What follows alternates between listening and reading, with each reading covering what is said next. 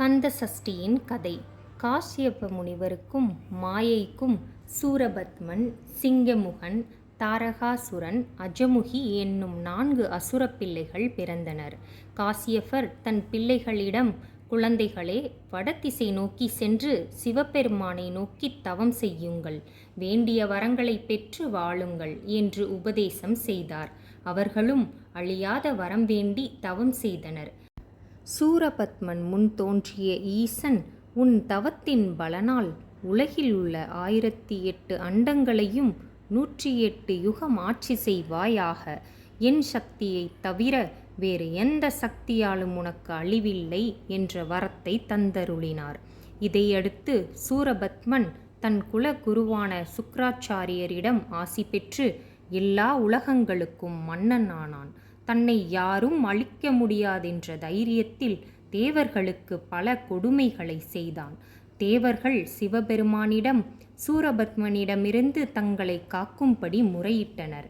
கருணை கொண்ட பரமசிவன் தன் நெற்றிக்கண்ணில் இருந்து 6 பொறிகளை சிந்தி ஆறுமுகப் பெருமானை உருவாக்கினார். இந்த 6 குழந்தைகளையும் ஒரே குழந்தையாக ஸ்கந்தம் செய்து கந்தன் ஆக்கினாள் பார்வதி தேவி. முருகப்பெருமான் தேவக்குரு பிரகஸ்பதி மூலம் அசுரர்களின் வரலாற்றினை அறிந்தார். திருக்கரத்தில் வேலேந்தி கொண்டு முருகப்பெருமான், தேவர்களே, நீங்கள் அசுரர்களுக்கு சிறிதும் அஞ்சத் தேவையில்லை. அஞ்சும் முகம் தோன்றும் போது இந்த 6 முகத்தை எண்ணுங்கள். உங்கள் குறைகளை சீக்கிரமே போக்கி அருள் செய்வது என் வேலை என்றார். தனது சேனை தலைவரான வீரபாகுவை சூரபத்மனிடம் தூது அனுப்பி அவனை திருந்தும்படி எச்சரித்தார். ஆனால் சூரபத்மன், பாலகன் முருகனா எனக்கு எதிரி? யார் வந்தாலும் இந்திராதி தேவர்களை காக்க யாராலும் முடியாது என்று கூறினான்.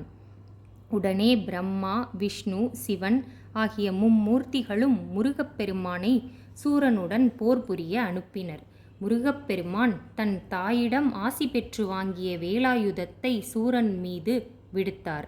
அவன் மாமரமாக மாறினான். வேல்பட்டதும் மாமரம் 2ஆக பிளந்தது. அதன் ஒரு பாதியை மயிலாகவும் மறுபாதியை சேவலாகவும் மாற்றிய முருகன் தனது வாகனமாகவும் கொடி சின்னமாகவும் ஆக்கினார். பகைவனுக்கும் அருள் புரியும் முருகப்பெருமான் சூரனை வதம் செய்யாமல் அவனை ஆட்கொண்டார். இச்செயலால் வைதாரையும் வாழ வைப்பவன் என்ற சிறப்பு பெயர் பெற்றார். சூரசம்காரம் கந்தனால் ஐப்பசி சஷ்டி திதியில் நிகழ்த்தப்பட்டதால் இது கந்த சஷ்டி ஆயிற்று.